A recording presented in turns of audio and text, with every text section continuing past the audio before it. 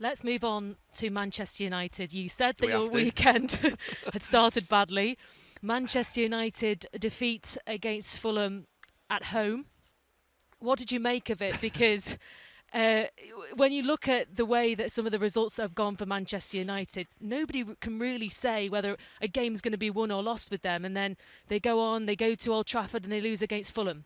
Yeah, I mean, I'd watched the last two games away from home at Luton and Villa, and they hadn't played well in either of the games for periods. Um, but they win. But you can't be surprised that Manchester United lose any game of football because when the performance levels are what they are, which is just like this, so inconsistent, and at times during games, a really poor level of performance, you're going to get beat. You're going to lose games. You're going to win games as well because they've got good players out on the pitch at times and they surprise you. But you shouldn't be surprised when they lose games because the performance levels aren't good enough.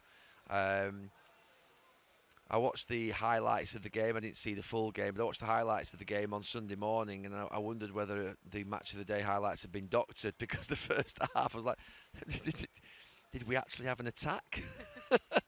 Fulham should have scored 3 or 4, and the second half it was something similar. There was a bit of a flurry at the end, and the daft thing is when United equalised, and I'm in my room there on Saturday, I'm thinking, right, they're going to go on and win. That's what Manchester United do, but and Fulham go up the other end, Iwobi scores, and you're like, right, okay. And that is really, really a big problem for the manager and for the coach because results are important. Obviously, they're critical for every manager and coach. But I think if you're looking at sort of building a project, and I don't like using the word, but if you are looking at building a project, then you've got to see progression and you've got to see direction, you've got to see where it's going. And that's the problem at this moment in time that isn't just me, it's everybody that watches United or that's a fan, that everybody who watches United that isn't a fan. It's like, what kind of team are they? I think Carra's just described them tonight as a team that plays, with a high press, but with a low block, like almost like sort of the defence is here and the sort of attacks up here, and there's massive gaps in midfield. Well, those massive gaps in midfield have been there since Wolves' first Monday night football of the season.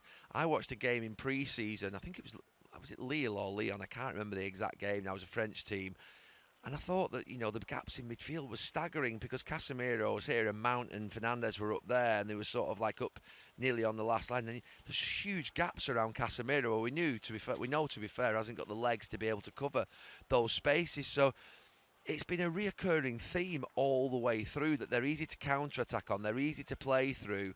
They don't really press with any real sort of organisation and sort of what would be aggression. And yet if they do press a little bit, the back players aren't really the quickest, so they drop off. Whereas when you watch City, Arsenal and Liverpool, the back line's really high. The midfield players are sort of compact and they press, and then the front players are connected as well. And it looks like there's no gaps to play through. And the Manchester United are the opposite, so that's sort of, if you like, out of possession. Then in possession, they're an odd bunch in that you don't really see patterns and combinations of play of a team that have been together sort of 12, 15 months, the most of them. So again, really worrying signs that a team that plays really without personality at times and they're up and down and you're just looking for them to build performance levels as much as results. I think if you're performing well and you're performing well and you're performing well and the results aren't quite coming, you can say, okay, there's something building. You can see the way in which the team's going, and that's the real concern I have at this moment in time. We've been saying it all season. It's not getting any better, and that result on Saturday was a bad one. Look, they're still daft enough to go and qualify for the Champions League and hunt down Villa and Tottenham, but they're so unpredictable, they're so inconsistent, and difficult to watch at times. It sounds like you're really positive for the derby coming up. I mean, yeah. I mean, I was always thinking that, you know, beating Villa, beating Luton, win against Fulham at home, you're right on the tails. Tottenham, obviously, his game against Chelsea was Friday night football, was cancelled because of the Carabao Cup final, so Tottenham didn't play. So you're right up with Tottenham. And then, to be fair, I think Tottenham play Villa not next weekend, the weekend after. So you know there's going to be points dropped between one of them there or both of them. So actually, next Sunday became a game whereby you're playing against one of the best teams in the world. It's it's a game where you're likely to lose, but go and have a free hit. You know what I mean? Because you've won so many points in the last few weeks, and you've got Villa and Tottenham the week after. I'd almost in my mind built this scenario that was going to occur. but it's not occurred because they got beat by Fulham at home. So yeah, next week against City, you're almost yeah. What what can you say? I mean, you're almost in the lap of the gods a little bit, aren't you? Thinking that you hope that Manchester United come out of there with some level of respect. That's where you start, really, which is a bad place to start from as a Red. You're thinking you're going into that game thinking, I just hope we don't get done, good. Then I hope that we compete, and then I hope that it's close, and then I hope that we might get a draw. But it's a long way in your mind before you start to think that we're going to win there. You know what I mean? It's like you can't quite get yourself into that sort of idea of, right, how do we win this game? And that's the thought process I've always had as a Manchester United fan. How do we win this game? How can Manchester United win today?